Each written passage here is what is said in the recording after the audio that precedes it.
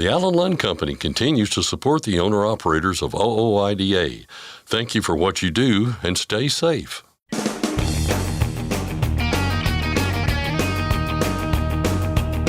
OOIDA, representing America's truckers since 1973, presents Landline Now with your host, Mark Redding. California is pulling its rule that would have pushed the industry towards zero direct emission and electric trucks. I'll discuss the lawsuit that led to that decision with Nebraska Attorney General Mike Hilgers. Every year, scammers find new ways to try to get a hold of some of your hard-earned money. And every year, the IRS puts out a list of what they call the Dirty Dozen tax scams. I'll discuss what's on this year's list with Shasta May of MBA Tax and Bookkeeping Service. And finally, earlier today, Transportation Secretary Sean Duffy was in Texas to discuss the president's executive order requiring English proficiency for truck drivers. I'll find out what happened and why it matters from OOIDA's Director of Federal Affairs, Jay Grimes. But first, the news with Ashley Blackford. Thanks, Mark. A secretarial order has been signed that will direct law enforcement to take trucks out of service if the driver is not proficient in English.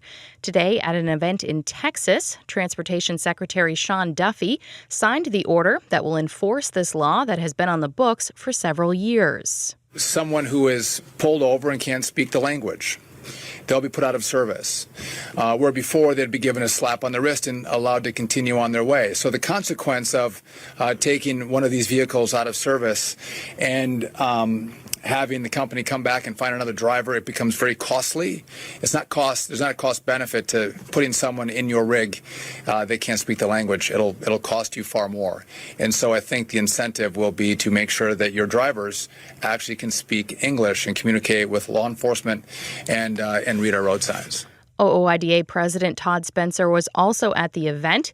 He spoke and thanked the Trump administration for taking bold action to put highway safety first by signing this order that restores English language proficiency as a core safety requirement for all commercial drivers. This is a good day for truckers, it's a good day for families, and it's a good day for common sense.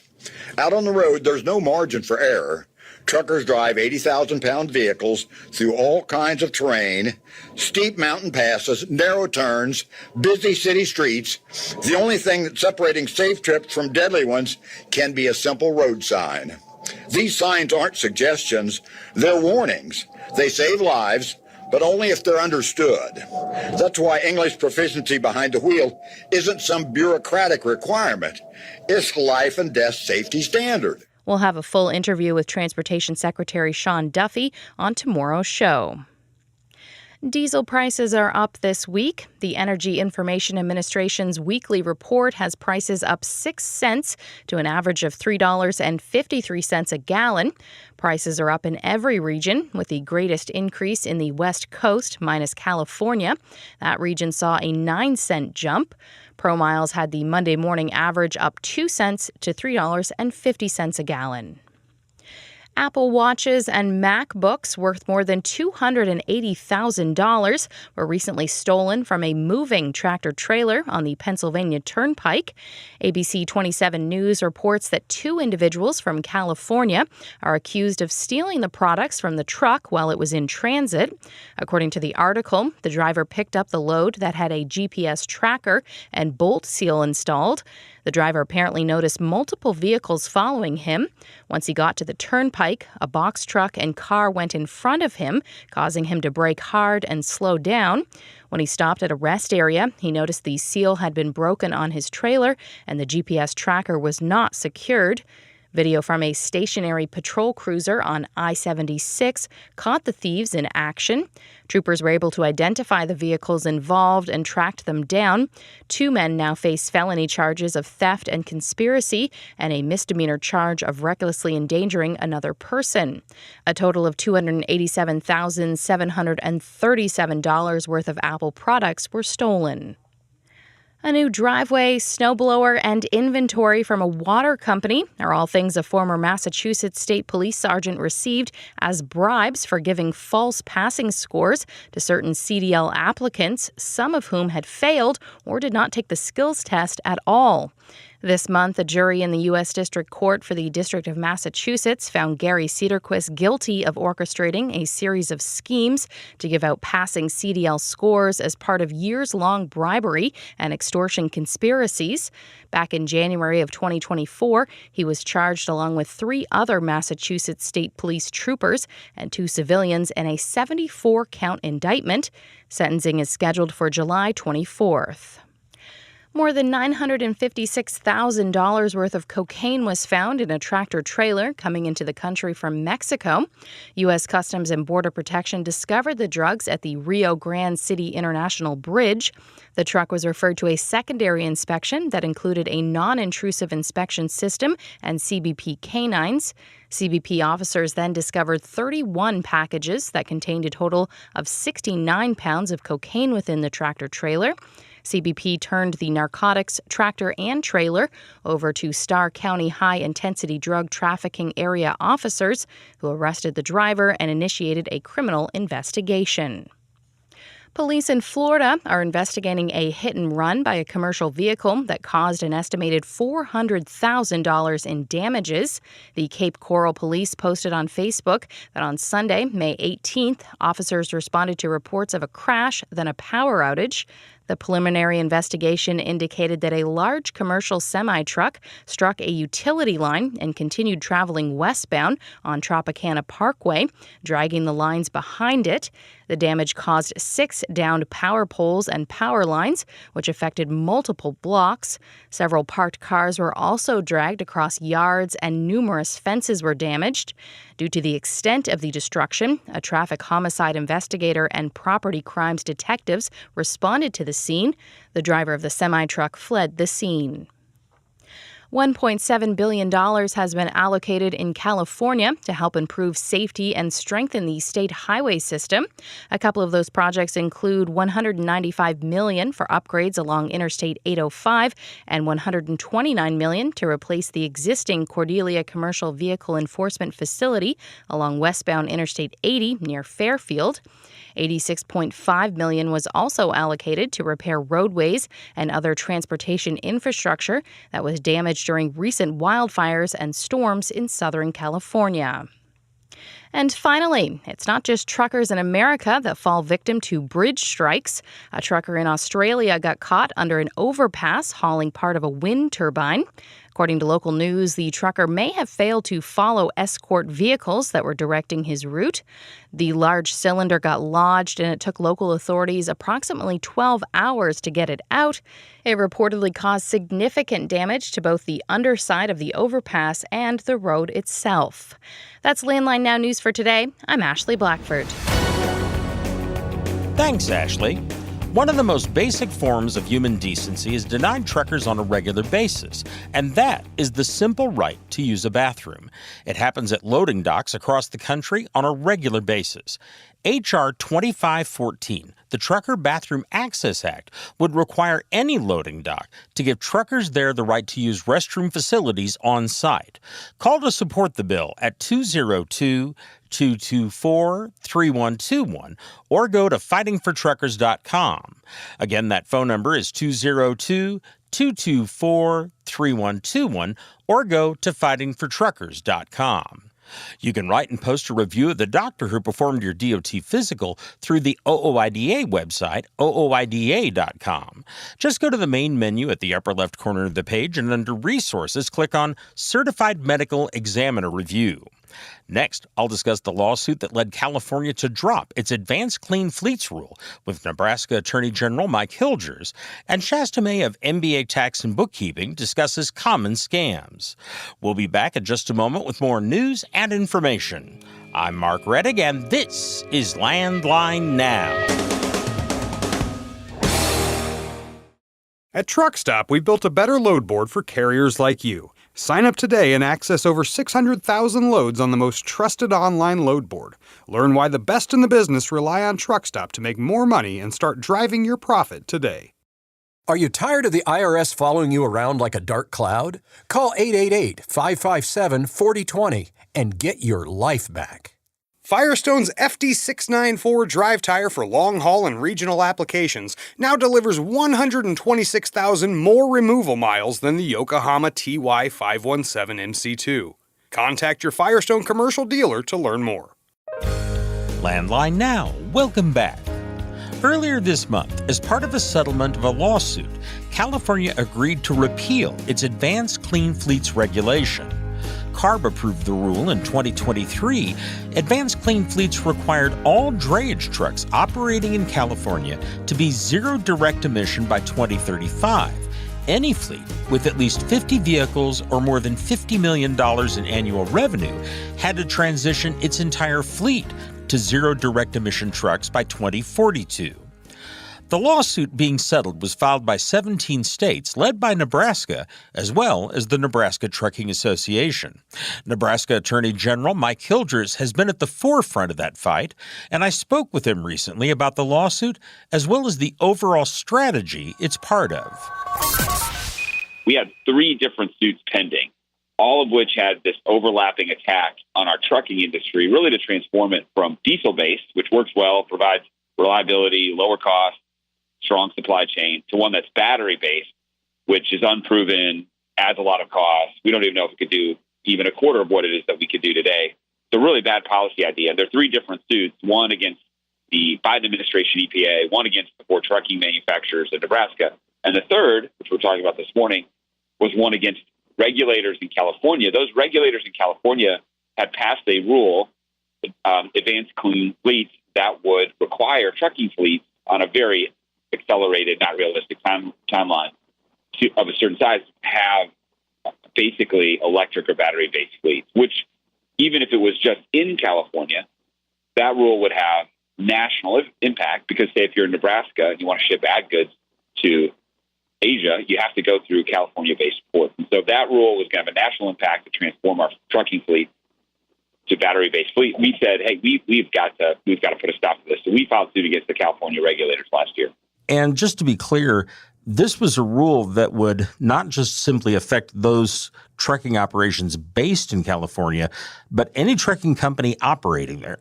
That's exactly right. So California has the world's 4th or 5th largest economy, depending on how you measure it. As I mentioned, it controls our Pacific port, our major Pacific ports.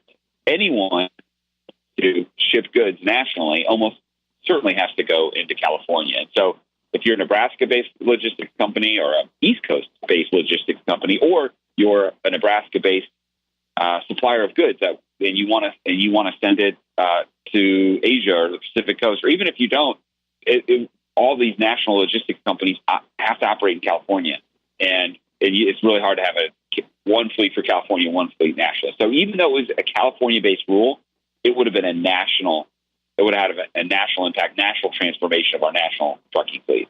I don't want to go too far in the weeds on this one, sir, but obviously there's some very specific legal issues that were the basis of this suit. For example, I know that we've talked before about the Interstate Commerce Clause in the Constitution. What were the specific legal issues that this suit was based on? Really, there were 2 arguments that we made. The first argument is just what you said, which is Interstate Commerce Clause. And the basic idea there is we have sovereign states. Nebraska can regulate commerce within its state. But when we're talking about national commerce, think about the width of our railways as an example, or our interstate shipping of products and goods. We've all agreed as a country to say that Congress gets to make that decision. When we're talking about interstate commerce, it's right there in Article 1 of the Constitution. So Congress is not California. California is not Congress. California can't make those kinds of decisions for the whole country. We said argument number 1, unconstitutional. But argument number 2 was a little different, and that was under statutory argument under the Clean Air Act. Because what California is saying, so the Clean Air Act regulates, as you know, vehicle emissions. So when we try to get more efficient engines, that comes from the authority given to the EPA by Congress through the Clean Air Act. And there is a very narrow provision in the Clean Air Act that does provide under a certain set of circumstances, California, and only California, by the way, to regulate emissions on its own if it gets a waiver from the federal government. And so in this case, we made two arguments under the Clean Air Act. We said, hey, first of all, transforming diesel to battery is not a regulation of emission, making one engine more efficient than another or regulating the output of tailpipe emissions. But secondly, even if it was, they didn't get a waiver from Congress. They tried to get a waiver. They withdrew the request right before the election or right around the election. So those are the two main claims. We said, hey, unconstitutional, but also there's this statutory roadblock to what it is that they're trying to do.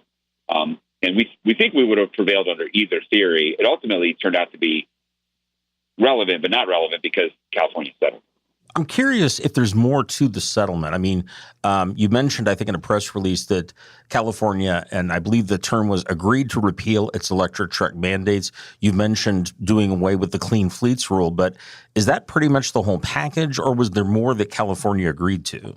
Yeah, they did agree to something else, which I think is pretty meaningful. The other thing that we alleged in our complaint was we challenged another part of the rules that would get rid of the internal combustion engine by, say, 2036, I believe. And they agreed that they couldn't do that without a waiver from Congress. And it actually is a very significant concession because one of the concerns for businesses is when a regulator looks backwards with a retroactive enforcement of their rules. And even if you think a rule is not constitutional or you think it shouldn't apply, there's always a concern that a regulator can show up at your door and say, hey, you know what, you should have been doing X, Y, or Z over the last 6 or 7 years. And that has such an enormous chilling effect because you can imagine the significant economic consequences that a regulator could put on a trucking company. So it really forces action or forces a chilling of investment when you have the possibility of retroactive enforcement of these rules. And in this case, California said, hey, we acknowledge we will need a waiver moving forward. But that gives a lot of legal certainty to the industry as to that portion of the rule. But the main substance, which was what we were seeking, Mark, in our lawsuit, what we saw in our lawsuit was for that rule to go away, and that is what we're achieving in the settlement. Now, there are other lawsuits, which we're not talking about today, but there are other lawsuits that I referenced that are going after other aspects of this sort of three-part attack on our trucking industry. Can you elaborate on that particular part? Yeah, absolutely. So we sued, as I mentioned, the Biden administration's got an EPA. The Biden administration's EPA, we have a new administration, they're looking at this now, had a different mandate on engines when it comes to logistics or Class 8 trucks that would have accomplished a similar type of purpose. It sort of would have been a mandate towards a battery-operated future. We filed suit against the EPA. And that's being looked at now by the Trump administration EPA. So we feel pretty good about that. And the third leg of the stool, though, is what's called the Clean Truck Partnership. So the Clean Truck Partnership is an agreement between CARB, which you mentioned, and the four major manufacturers of trucks that supply the trucks in the United States. And we filed an antitrust suit against them because in that Clean Truck agreement, they agreed that no matter what happens to this rule or the set of rules that are being challenged, they would nevertheless agree to slowly reduce the sale of diesel-based internal combustion engine semi-trucks and go to this battery-based future. We allege in our complaint that this actually is an antitrust violation. That is currently being litigated in Nebraska State Court in a county called Lincoln County. And so each one of these suits touches a different aspect. So you have an advanced clean fleet, which requires the fleets to have it. There's also a rule called advanced clean trucks, which requires that a certain amount of trucks are manufactured that are battery-based over time. That is actually a separate front that's being fought right now in Congress under a Congressional Review Act. You have the EPA mandate, plus you have the trucking companies themselves. No one battle on its own will win the war, but collectively, these battles will win the war. And so the California victory, very significant, but the work is not quite done because we have to win these other particular battles. You had mentioned the EPA suit a couple of times in there, and I know that was something that you and I had talked about roughly right at a year ago. It involves 24 states in that suit. Where does that case stand? Is that close to resolution, or has it been resolved at this point? It hasn't been resolved in large. And I don't want to say it's close to resolution, but I do think it's on a positive path to a potential resolution. And I say that because we've had a switch in administration. The new EPA administrator, Lee Zeldin, is outstanding. He has released a whole set of initiatives, almost 24 initiatives publicly in terms of how they're going to start to inject, I think, some sanity into these various rules and regulations, not just in the trucking context, but the EVs and just in the nation's energy supply. And this rule that we're challenging is something that they're looking at. So we're hopeful. I don't have nothing to announce this morning. I certainly do not speak for the EPA, but we're hopeful, given all the public statements and just all of our observations about the quality of the work and sort of the approach that this team is taking, that they will revisit that rule. So the lawsuit is still out there, but nothing is active happening because we're hopeful that the administration or that the EPA will get to this same result. Going back to the suit that's just recently been resolved with California, are there other actions that need to be taken, or are there other things that have to happen in terms of the process for this to fully take effect, or is Advanced Clean Fleets gone as of now? Oh, great question. So the answer is yes, there are some other things. So what California has committed to is they have a rulemaking process. So they can't just reverse a rule today. It doesn't. They have a process that does take some time. And so what they've committed to, and this is in a court order that's been blessed by the court, so they have to do it. It's not as if they have discretion, but they've committed to a specific timeline by which they will submit for the rulemaking process and to have the rule reversed. So it is still on the books. It's not being enforced. It is on the books, and it will take some time for it to be formally off the books. But it is not being enforced. So legally, it's still there, but practically, it's not being enforced, and it will go away.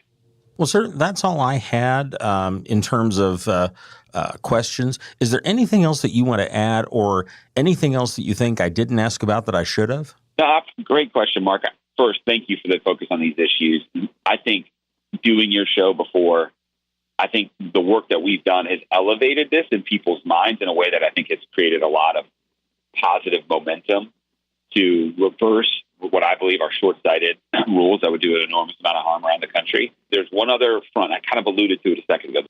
And there is another rule that California has passed called the Advanced Clean Trucks, which requires a certain amount of trucks to be made that are battery-powered or EV.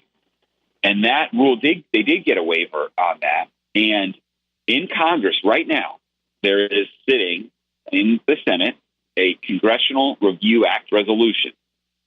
The CRA allows Congress to undo rules and previous actions under a certain set of circumstances. And it requires just a majority vote of the House and the Senate. The House, actually a very significant bipartisan vote, 35 Democrats joined House Republicans to pass the first part of this resolution to go to the Senate. The Senate now, if it votes, and it only takes, like I said, 50 plus 1, so it takes 51 votes for this resolution to be approved. It can't be filibustered. If it passes, the Advanced Clean Trucks rule will go away because the waiver will have been reversed. And that is like a permanent reversal of that particular waiver. So this is happening right now. So your listeners, if they're interested in this particular issue and they see the importance of this issue, I'd encourage them to reach out to their senators and encourage them to vote for this particular waiver. We remain hopeful that that's the case.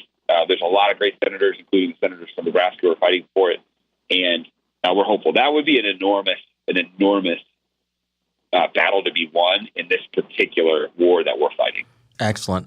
Attorney General Hildreth, thank you very much for your time. I know it's very valuable, and we appreciate you spending some of it with us. And hopefully we'll talk to you again sometime soon. That sounds great, Mark. Thanks for having me. Great to talk to you.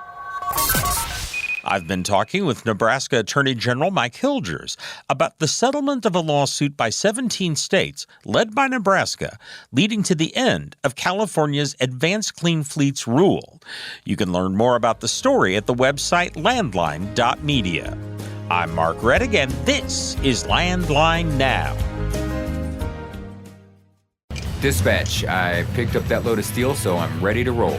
Sounds good. Remember, we're getting paid by weight, so make sure to use a CAT scale. I wouldn't weigh anywhere else. Forget misaccuracy when you're truck on a CAT scale. Penske is the trusted source for quality used trucks. Whether you search our website, call our sales staff, or bid at our online auction, you are sure to find the right used truck for your business. Visit PenskeUsedTrucks.com to view our inventory and learn more.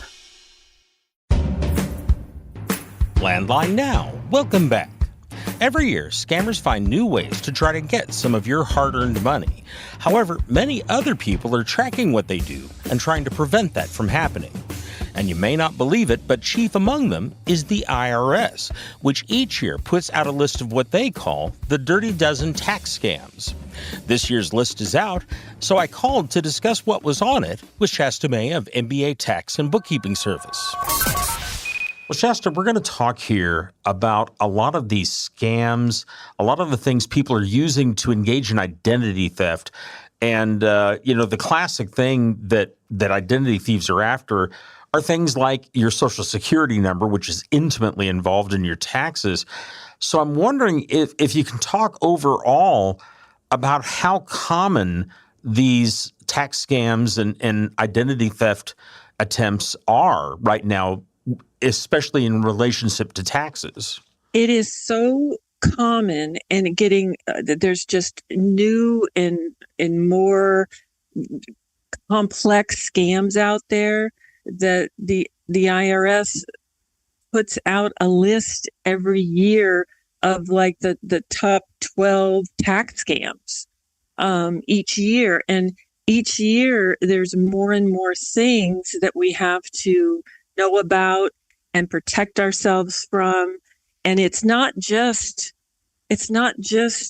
Social Security numbers. I mean, there is so much bad information out there, on social media.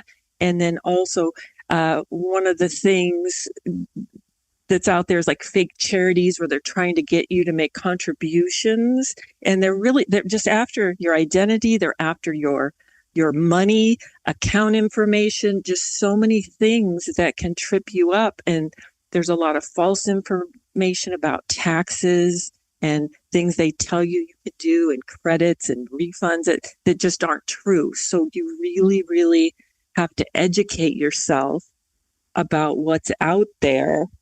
And then the IRS is a really good resource for learning these things. Well, let's talk about this top 12 list that the IRS has put out. And I want to kind of go through these one at a time on the first few. And number one on their list is email scams that involve phishing or schmishing. And I'm sure I just slurred that a little bit. But let's first of all define what we're talking about. I mean, I think there's an assumption that everybody knows what phishing is. I'm not sure everybody does. And smishing, of course, is a term that I'm not even sure I can define. So what do those two terms mean? So with the phishing scams, they're when an email is sent, claiming, say, to come from the IRS and trying to get you to, give information, or threatening you with like false criminal action if you don't respond and give information. The smishing is now with someone, a phony text or a smartphone messages, where these scammers use, say, scare tactics, saying your account's been put on hold, or there's unusual activity, and that here, hit this link so we can help restore your account. And doing that, you give up information that you shouldn't be, and they'll tell you things like, there's this tax refund, we made an error, so give us all this information. And then that information that you give to these scammers is then used against you, whether it's to take money, take your identity. It's just so scary. Well, and of course, one of the things we've seen this used for is unrelated to taxes per se, but it's fake emails or fake text messages that say that they're from either state DOTs or toll road authorities. Yes, I've gotten those myself. Yeah. Exactly, yeah. And the funny part is that some of those say, for example, I got one recently from Missouri, which doesn't actually have any toll roads whatsoever. So it is something, and obviously it's effective enough. It gets enough people that they're making money because they keep doing it. Exactly. And things are getting more sophisticated. And so that means, we need to educate ourselves on what's out there, what's going on, And the IRS has really put a big effort into, educating people, and along with the tax community has a coalition against scam and scheme threats. And so there's a lot of good information out there. So we just want to share with everyone, listen, this information's available. It's a lot, but there's somewhere you can go to learn about these things and what to do. Number 2 on their list is bad social media advice. And based on the term they use for this, it doesn't sound like what I'd typically think of as a scam. What do they mean by that term, bad social media advice? Okay, so this is an increasing problem this year, and it involves, the social media giving incorrect tax information that's misleading or just simply bad advice that can potentially lead to identity theft. Social media platforms, they're finding now, circulate this inaccurate and misleading tax information, including on TikTok. And so you've got to be so careful where you're getting your information and being able to confirm that information, and not fall for these scams. So the IRS really wants you to, be sure it's a trusted account, social media account, before you take this advice into hand and do something on your return that could potentially be fraudulent or even criminal. Yeah, and probably the best advice is if it's not on the IRS website or your own tax preparer hasn't told you this, be wary. Yes, absolutely. Number 3 there is IRS individual online account help from scammers. What it sounds like we're talking about here is scammers pretending to be the IRS in order to give people online help.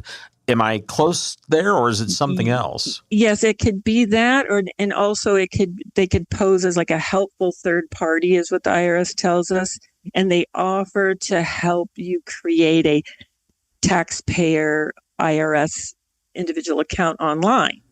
In reality, you don't need any help. You can just go online and do that yourself. But what the scammers are trying to do is to get your information, and they're telling you they're going to set up these online accounts for you on the IRS website.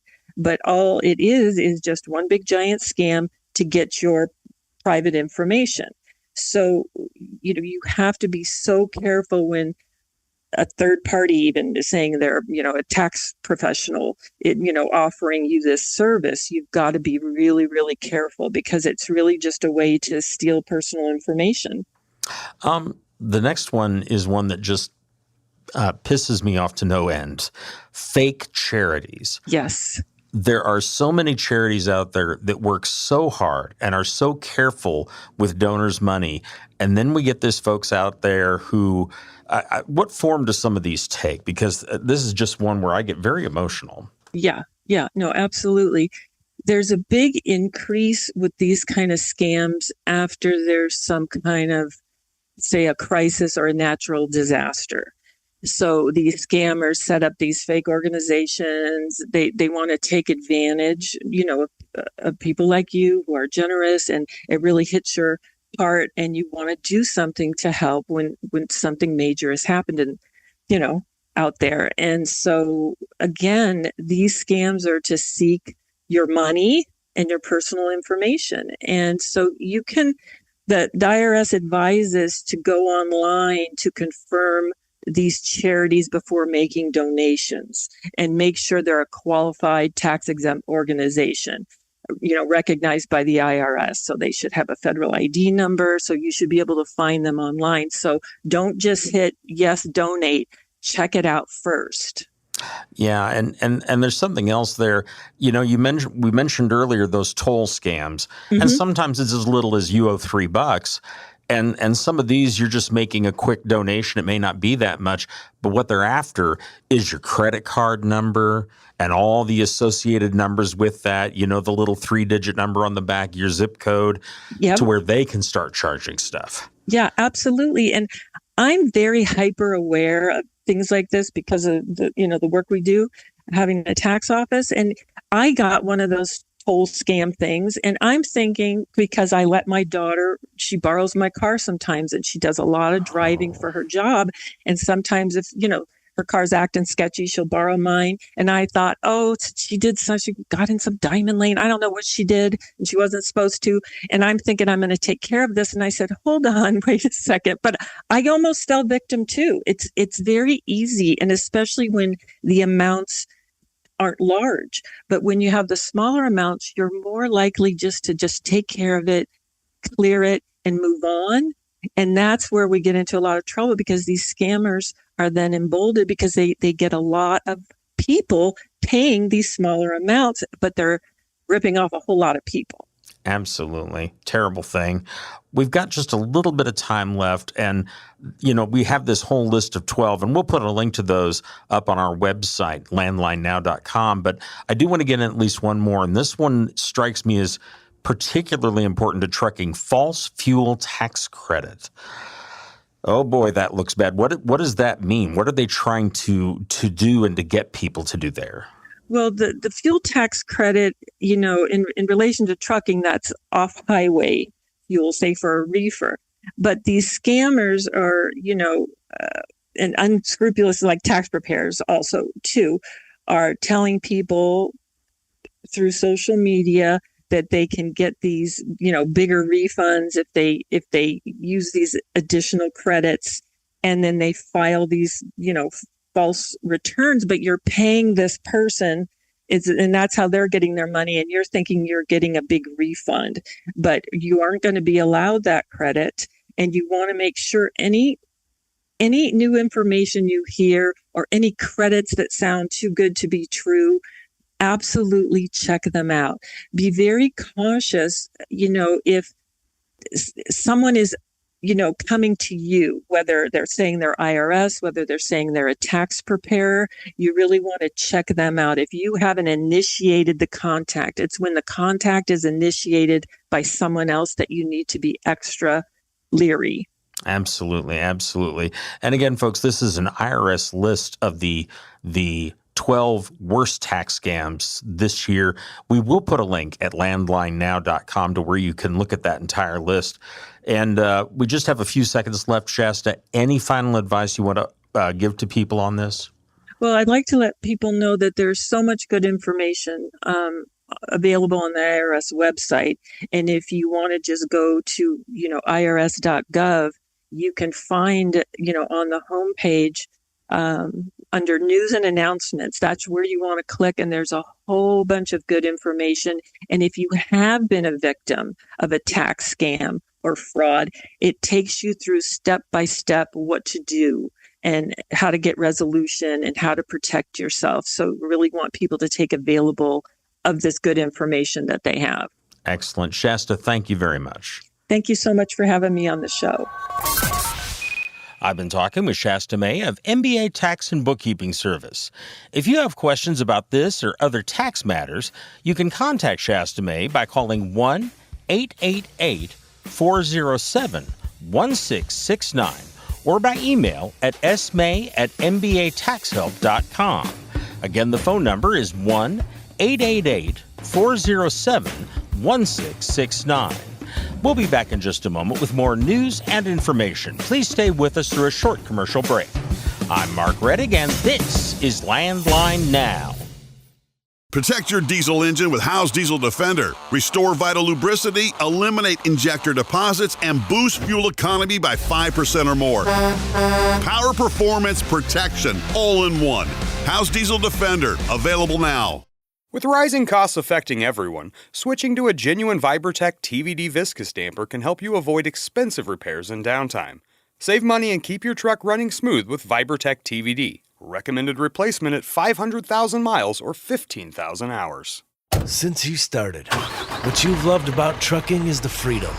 Heading out on your favorite route, a good driving song, and thinking about truck insurance. Well, maybe not that last one. That's why we're here. At OOIDA, we have a full range of truck insurance products, expert advice, and great customer service, helping you get the right coverage for your operation. Go to OOIDA.com, because your job is to drive. Our job is to help with everything else. Landline Now. Welcome back. Earlier today, the U.S. Secretary of Transportation, Sean Duffy, was in Texas for an event dealing with the regulation that requires English proficiency for truck drivers, and OOIDA was there as well.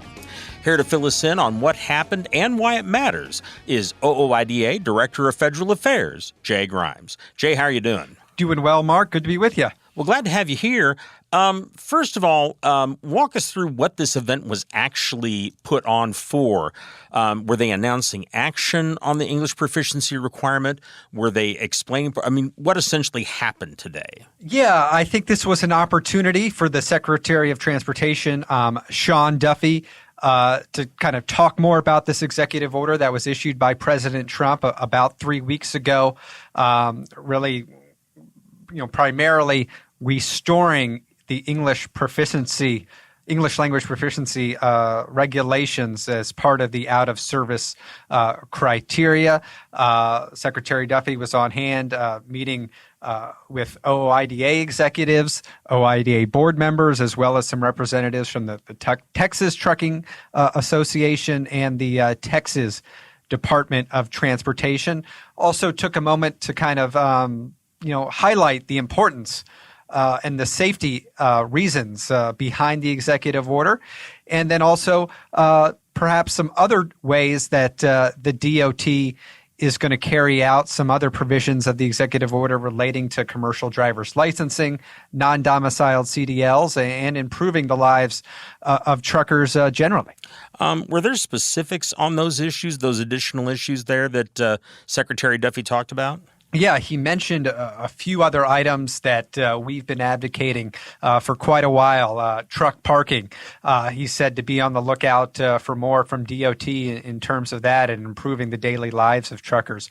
Mentioned fighting back against broker fraud, a really contentious issue here in the last few years where drivers are being victimized by escalating instances of freight fraud across the industry. And then really, I think another very important initiative that we'd like to see is improving training and improving the ways that these CDLs are being issued from the states. And Secretary Duffy mentioned reviewing the security of CDL processing, verifying the credentialing of non-domiciled CDLs, and that's really going to be important. As I think OOIDA President Todd Spencer, mentioned in his remarks, really, we're seeing far too many unqualified drivers entering the trucking industry right now, and that's really, not improving highway safety in any way. So the more we can do in the initial training processes, the initial licensing stages, is going to be key in terms of improving safety across the board. And those are two ways I think have been overlooked in recent years as a real way to kind of counteract some of the unsafe drivers that we're seeing being involved in crashes throughout the nation. You mentioned Todd Spencer, OOIDA's president and CEO, who also spoke after Secretary Duffy, as I understand it. He really framed the whole English proficiency issue, getting back to that, as a safety issue. Can you offer up some of what he said in that regard? Yeah, sure. So, out on the road, as Todd knows, as Louis knows from being behind the wheel, there's no margin for error. Truckers drive 80,000-pound vehicles through all kinds of terrain, and the only thing separating safe trips from deadly ones can be a simple road sign. And that, these signs aren't suggestions. They're warnings. They save lives, but only if they're understood. And that's exactly why the English proficiency regulation isn't some bureaucratic requirement. It's a life and death safety standard. Drivers must be able to read signs, communicate with law enforcement, and respond in emergencies. And when that doesn't happen, people get hurt or worse. And I think he made the point to the secretary that for nearly a decade, enforcement of this requirement was gutted. And the results weren't that safety violations didn't go away. They just stopped being tracked. And that's why we've been so adamant in returning English proficiency to the list of out-of-service violations. And And he thanked the administration's leadership for ensuring that's exactly what's happening. And I think Secretary Duffy reiterated that point in a number of ways. So this executive order, major step forward for safety, not just for truckers, but for everyone on the roads and highways. You mentioned something in there that really caught my ear, and it's one of the things that Todd Spencer pointed out, and that is what we mean by English proficiency. There's been a lot of talk that I've seen online about that, some of it humorous, some of it not so, but we're not talking, I think, as Todd said, about being able to recite an encyclopedia by memory. Can you explain a little bit more about what is meant here by English proficiency? Yeah, understanding and comprehending routine safety messages. Yeah, you're right. It's not reciting an encyclopedia or knowing a Roget's thesaurus front to back. It's knowing what these signs mean, knowing which roads are safe, what conditions are safe, if there's an updated message on the highway, being able to comply with that, so drivers are not put in an unsafe situation. Then, I think when you go by that definition, English proficiency, it's not optional, it's essential. So that's what we want to kind of see returned to the out-of-service criteria, returned as a priority for drivers. And again, this all goes back to having the necessary training and to have qualified drivers who are being licensed. So, all drivers can know that when they see a driver behind a commercial vehicle, that they're going to understand and be able to comprehend the same road signs that we all have to when we're behind the wheel. And these insufficient standards right now are failing too many drivers when they encounter unfamiliar conditions, scenarios, and other challenges that weren't a part of their initial training or testing for their license. Yeah, I've often said that, it's about being able to read a sign that says bridge out or understand an enforcement officer saying, stop the truck. Exactly. And that's just, there's countless scenarios and examples that we can run through, but to really just have a sufficient understanding of the highway signs, what enforcement personnel are trying to communicate, whether drivers might be trying to communicate to you as well. So in the wake of this event, I guess a lot of folks are being asking what's next, and especially I've seen a lot of people asking, when are we likely to see actual enforcement of this out on the road? Yeah, so a couple of the key dates that we heard from the Commercial Vehicle Safety Alliance when they made some important votes in the wake of this executive order was June 25th.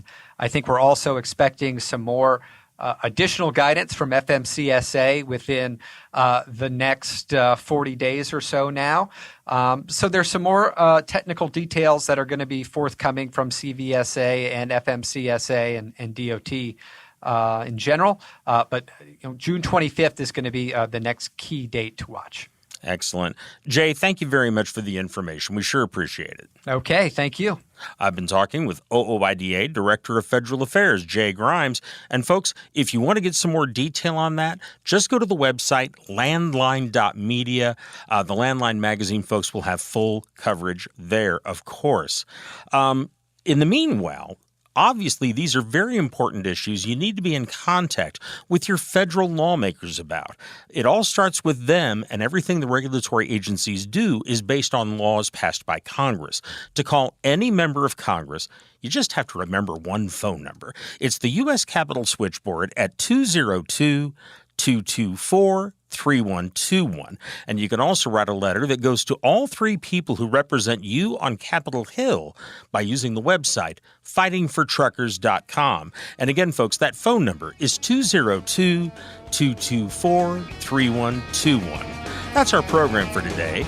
I'm Mark Reddick, and this is Landline Now.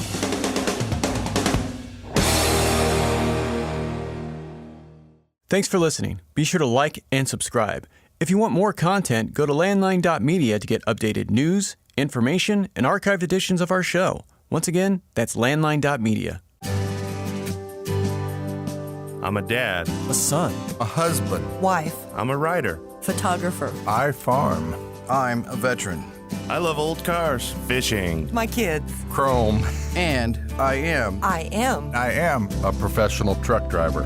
And together we are OOIDA. OOIDA was founded by truckers to stand up and speak on behalf of truckers. We've done that by combining the individual voices of our members into a single, powerful voice.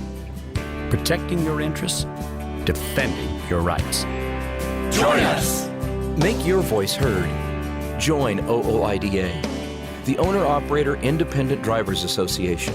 Call 1-800-444-5791 or visit OOIDA.com.